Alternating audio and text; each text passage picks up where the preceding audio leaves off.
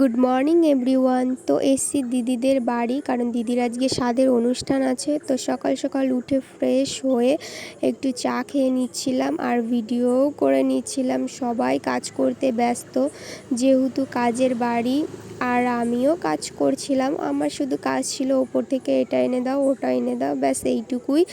তারপরে আমি ওপরে গিয়ে একটু খাবার জায়গার ওখানে ভিডিও করে নিচ্ছিলাম, কারণ তোমাদের সঙ্গে আর একটি ছোট্ট মিনি ব্লগ শেয়ার করব বলে। তারপর ওপরে গিয়ে আর একটু ভিডিও করে নিচ্ছিলাম, আর এই যে প্লেনগুলো যেতেই থাকে তাই একটু ভিডিও করছিলাম।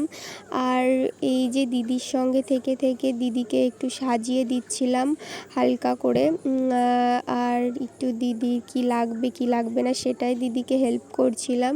তারপরে দিদির স্বাদের অনুষ্ঠান শুরু হয়ে গেছিলো, এই যে অনুষ্ঠান হচ্ছিল। তারপরে আমরা একটু খাওয়া দাওয়া করে নিলাম, একটু না পুরোটাই আর কি।